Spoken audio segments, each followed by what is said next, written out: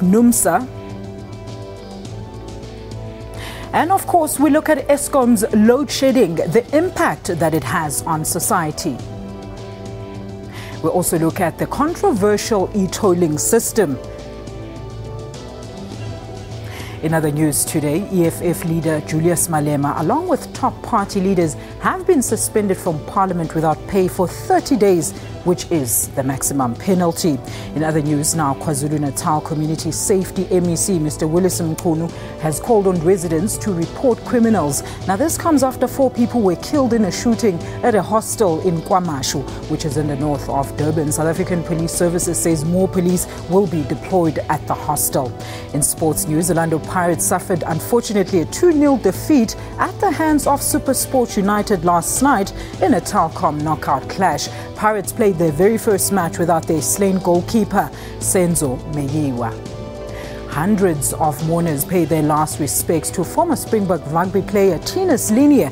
And of course, our one-on-one today, we will be joined by Mr. Wayne Duvenage to give us insight into the e-tolling saga.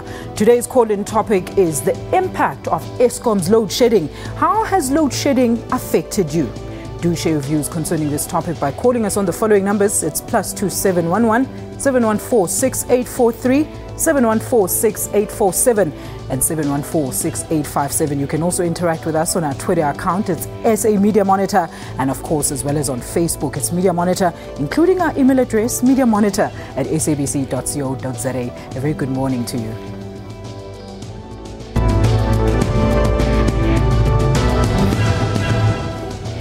All right, let us welcome our guest this morning. We do have with us the Deputy Editor of The Times, Mr. Dominic Mahlangu, as well as Mr. Jeffet Ncube, who is the Deputy Editor for the Sunday Independent. Panel, a very good morning to you, and thank you so much for joining us this morning. Morning.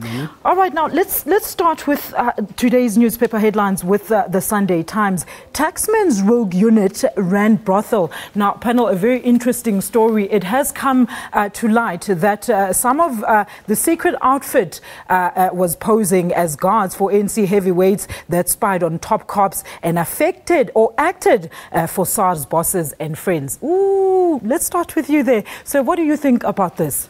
Now, for me, it's not a new thing. I mean, if we remember our own history going back to the 80s and the early 90s, that was an apartheid system. They used to own front companies and all of that. And with this information now coming to the fore, I mean, we're back to square one. I mean, we've been on this road before, but now it's done under a democratic government. That's the sad part about it. Jeffet, your views? It's quite worrying. I think the Sunday Times have run another story before this one about how the former finance minister actually interfered in the hiring of certain people at SARS. More debt coming out of such a very important institution. I think it's cause for concern for most of us. If I can just also brief the viewers here, it says the South African Revenue Service's disgraced rogue unit set up its own brothel, held meetings in a Pretoria NG church, and posed as bodyguards for top ANC politicians. Now, let's move on to our next story. And of course, I think we're going to see this story actually build up in this coming week. Let's look at the Sunday Independent. Jeffet, your views there. It says Vavi Kuo Vades Kosatu. NUMSA asked Vavi and Federation's future in jeopardy. And of course, everybody's saying that since NUMSA has been expelled from KwaZulu, the next thing is going to be Mr. Vavi is going to go. What do you think about that, Jeffet? Yeah, I think it's the story of the week. It's like when you have someone who's been sick for a while, even when they pass on, instead of having a sense of relief that they have rested, it shocks you. I think we all saw this coming, but we didn't expect that it would happen this weekend. It's going to change the politics of labor unions. It's going to change the politics of the Tripartite Alliance. And I think KwaZulu will never be the same again. Dominic? Yeah, for me, I think it's a welcoming news. I mean, I know our viewers will be shocked by that statement. I think KwaZulu needed this split. It needed this split because of, in view of what KwaZulu has become over the years, it's become irrelevant. It's no longer tackling workers' issues. It's all about personalities. It's all about factions. It's all about also who supports who within the ANC. So they've forgotten the real mandate of why they were formed. And now with the split, I hope COSATU will use this opportunity to reinvent itself and find that link with the workers. Because if they don't do so, then NUMSA, Ivan Jim and others will use that space effectively. Do you agree, Jeff? Yeah, I agree. If you look at our story in the Sunday Independent today, we actually say that because of the expulsion of NUMSA, Vavi is left exposed because these were the guys that were supporting him. With NUMSA out, who is going to support him inside there? He either has to turn down his voice or he has to also look for a home elsewhere. All right, gentlemen, thank you for that. Let's look at other newspapers now. Let's look at the Sunday Tribune, which is, of course, a Durban newspaper. It says on the top story here, it says their headline, "Will nail him." And that's the cops, of course, a contingent of police, an elite team of police detectives has been deployed to the KwaZulu-Natal region to actually crack down on the crime syndicate there. Dominique, now I know we spoke about this before the show even started. It's a huge story, but the question is, why deploy the police to KZN? I think police are beginning to find a rhythm because of what you do. You go to hotspots. I think KZN and Durban in particular has become a hotspot. I mean, you find people hiding in KZN. You find syndicates and criminals operating from that province. So I think with police going there, I mean, it's part of this whole setup to say we're going to tackle hotspots and we're going to make sure that we nail these guys where they are. It's very impressive. They've already made about 830 suspects in 1 week alone. Japheth? Yeah, it's a very important story in that what the police, I think, have decided to do moving forward is to go to areas where they know that these crime syndicates are operating out of. And I think Durban, for a very long time, has had these syndicates operating there. There was a police unit before, which was headed by Boysens. It was the Katomena unit, which was making a lot of significant arrests and investigations in the province. They were unfortunately dissolved. So I think after that, there was an upsurge of crime and criminal activity, especially around Durban. The deployment of these cops there is most likely going to see us see a lot of these wanted criminals getting arrested down in Durban. Thank you very much, gentlemen. And that's how we end our newspaper review segment right here on the show. Let's look at a very, very good story to tell for us here. Media Monitor would love to send a warm congratulations to our SABC colleagues for their dedication and hard work to broadcasting factual and brilliant journalism. Let's take a look at this insert that was compiled by one of our SABC reporters, Stefina Komani.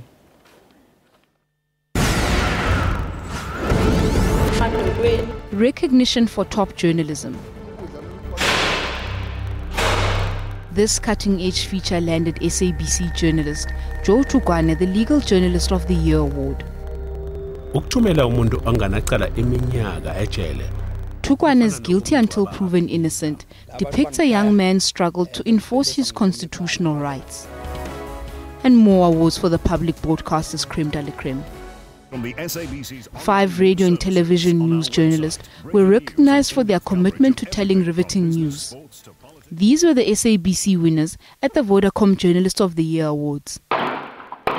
For many in Manenberg, Hazel Friedman and her camera team, Mark Mullenberg, Pamela Zukaf, and Trevor Pistorius took top honors for a special assignment feature titled Duplicity in the TV feature category. Friedman and her team looked at the lives of the residents of Cape Town's Manenberg who live under constant fear for their lives. but government says it's not. In the TV General News section, Nomawe Tusolwandle was a winner with a behind-the-scenes look at the sanitation system. In the radio feature, SAFM's Melanie Moses walked away with an award for her feature on childhood cancer. In the Radio General News category, Andries Ledenberg and Nonkululeke Hlope were lauded for their powerful presentation in their piece entitled Killing Fields. All right, well, congratulations to all our journalists. Do keep flying the SABC flag high. Time for a very quick ad break. And when we return, we're going to discuss the South African Post Office resignation of the board and the workers' prolonged strike.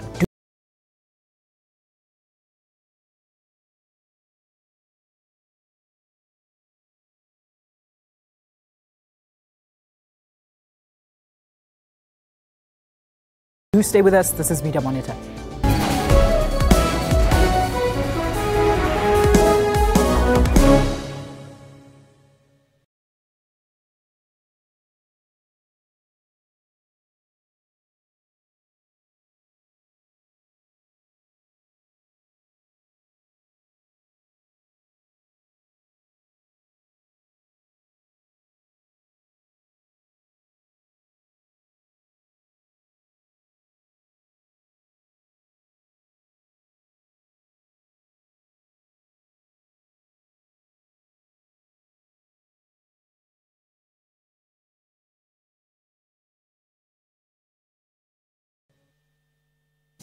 This is Malawi. The president is Professor Peter Mutharika.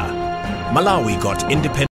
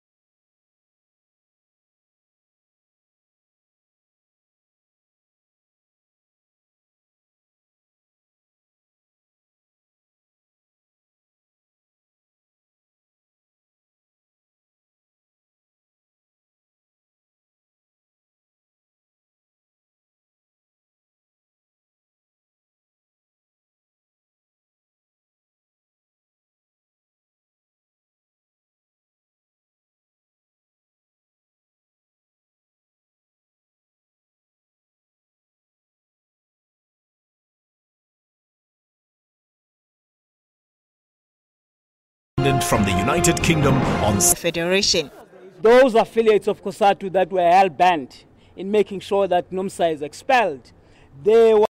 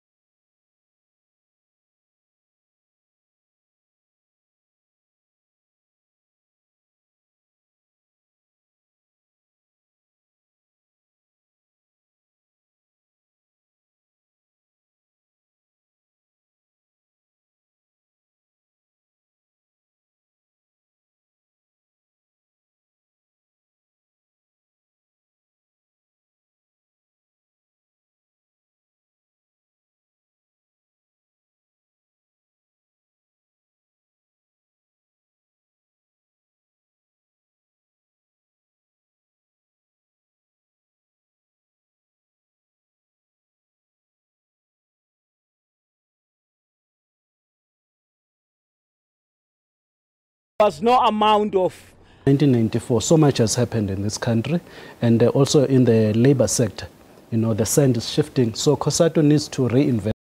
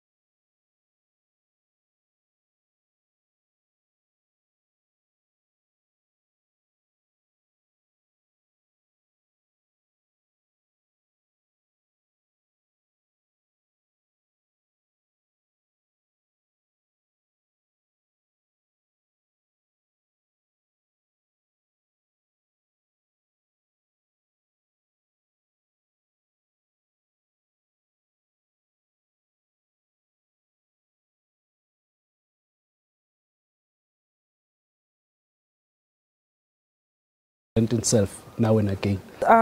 Gentlemen, why is Mr. Vavi now part of NUMSA's expulsion, especially in the papers today? Yeah. Javed?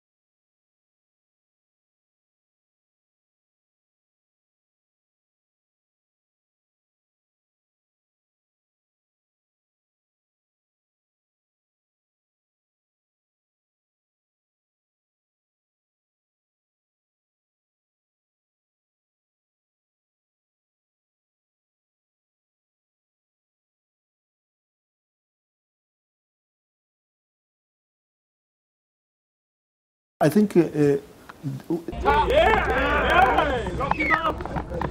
question of whether e-tolls are going to be scrapped or not is not a question that we have